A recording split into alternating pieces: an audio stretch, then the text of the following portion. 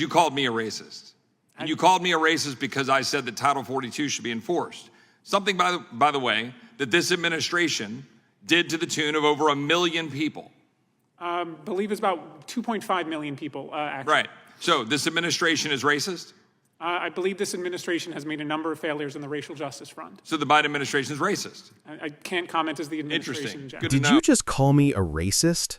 Go ahead and like, subscribe, and share, because moments like this, our viewers already know when something just went completely off script.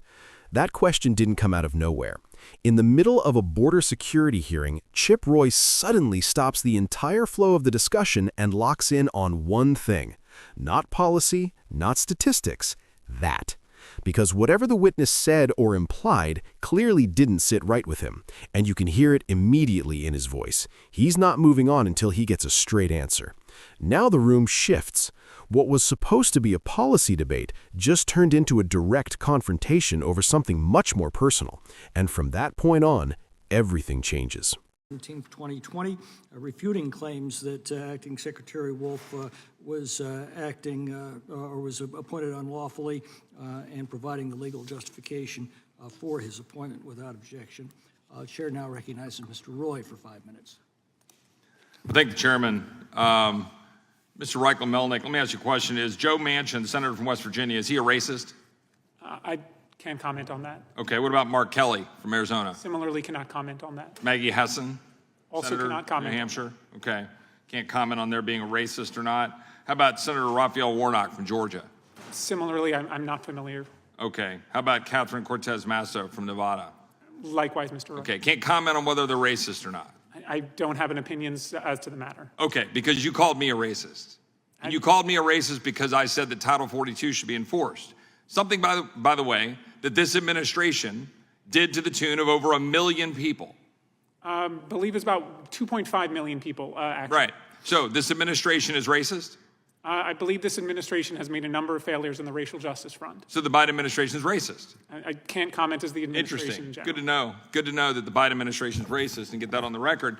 The fact is, people who want to enforce Title 42 believe that there was a reason that Title 42 was put in place, but they also recognize that Title 42 is in fact a Band-Aid on a very broken system where the laws were not being enforced otherwise. But to throw around words like racist, let me ask you a question. Is my friend Henry Cuellar, is he a racist? I can't comment on that. Right, because Henry Cuellar said the border community is very concerned about Title 42 being lifted. This message of lifting Title 4 is going straight to the criminal organizations.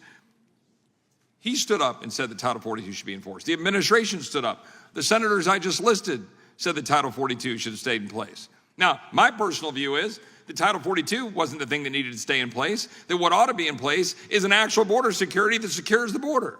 Mr. Wolf, in your position at the head of the Department of Homeland Security, notwithstanding what my colleagues want to throw around with the ad hominem attacks, you were, in fact, charged with securing the homeland, right? That was actually your task, yes. Securing the homeland at the Department of Homeland Security? That's correct. Right. And did you do that? Yes. Right. And is the current administration securing the homeland? No. No. In any measure, in any way, shape, or form, is the current Secretary of Homeland Security carrying out his duty faithfully under the Constitution to secure the homeland of the United States?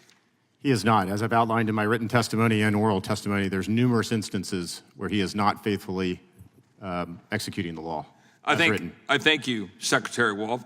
What I would say is, if you go back to April of 2022, in a Judiciary Committee hearing, I read word for word the statutory definition of operational control under the Secure Fence Act. I read it sitting right over here. There was a chart. And I put up the chart. I put up the text. And the text says, operational control means the prevention of all unlawful entries into the United States, including entries by terrorists, other unlawful aliens, instruments of terrorism, narcotics, and other contraband. I asked Secretary Mayorkas, do you have operational control? And his response was, I do. And Congressman, I think the Secretary of Homeland Security would have said the same thing in 2020 and 2019. In March of 2023, however, in a Senate hearing, Secretary Mayorkas said, quote, with respect to the definition of operational control, I do not use the definition that appears in the Secure Fence Act. And the Secure Fence Act provides statutorily that operational control is defined as preventing all unlawful entries in the United States. By that definition, no administration has ever had operational control. Just 2 weeks prior, United States Border Patrol Chief Raul Ortiz answered, "No, sir," when asked by Homeland Security Chairman Mark Green, does DHS have operational control of the entire southwest border? So the United States Border Patrol Chief Raul Ortiz says, we do not have operational control of the border. He answered straight up, truthfully, "No, sir." Why was it that the Secretary of Homeland Security, when I asked him that question, he said, "Yes, we have operational control." He said, "I do," to be more precise. But then in the Senate, he comes back and says, "Oh, but no, I'm sorry, if you use that definition, you know, the one in the statute, no one has ever had operational control." What is your response to that, and how would you characterize having operational control of the border, as you would say in the previous administration compared to current? Well, I would certainly talk about my time in the Trump administration, and if I were to get asked that question, whether we had operational control, the answer was no, we did not. Neither was the border secure, and I think words matter here. Those are very definitive statements. I always talked about how we were making the border more secure, or it was the most secure in our lifetime. But to say that you have complete operational control, to say that the border is closed, to say that it is secure, you're hiding the ball from the American people. You're not being transparent.